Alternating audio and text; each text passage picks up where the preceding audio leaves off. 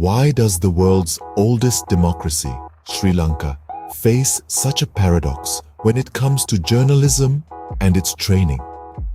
The answer is not as simple as one might think. Dive into the heart of Sri Lanka and you'll find a vibrant, diverse culture brimming with potential. Yet when it comes to journalism, there's a stark contrast. The world of Sri Lankan media, much like its history, is complex and fraught with challenges. Consider the case of Ranga Kalansurya, a renowned journalist who once spearheaded a project to train local journalists. Despite his efforts, many trainees struggled to produce in-depth investigative reports. A lack of resources, coupled with political pressures, often led to stories being watered down or never published at all. On the flip side, there are also stories of success. Take Dinitha Ratnayake, for example, a product of journalism training. Dinitha has made a name for herself with her hard-hitting and insightful pieces. She's a beacon of hope for the future of Sri Lankan journalism, proving that with the right training and perseverance, it is possible to overcome the hurdles. But why is it so hard to replicate Dinitha's success?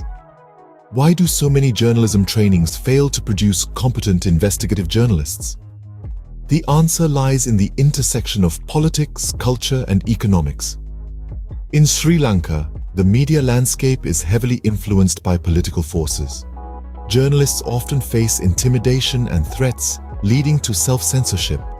This political pressure stifles investigative journalism, rendering many training programs ineffective. Moreover, the lack of funding for independent media outlets often means journalists are underpaid and overworked.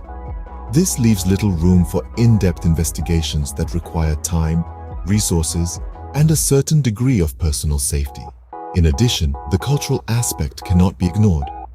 In Sri Lanka, where respect for authority is deeply ingrained, challenging the status quo is often seen as disrespectful. This cultural mindset poses a significant hurdle for investigative journalism, which thrives on questioning and scrutinizing those in power. Yet, despite these challenges, there is still hope for Sri Lankan journalism. As we've seen with Dinitha Ratnayake, success is possible. It requires a shift in societal attitudes, increased funding for independent media, and a commitment to protecting journalists from political pressures. In conclusion, the state of journalism training in Sri Lanka is a reflection of its complex socio-political landscape. Successes like Dinitha's show that progress is possible, while failures highlight the systemic issues that need to be addressed. The road to change is long, but with perseverance and commitment, a brighter future for Sri Lankan journalism is within reach.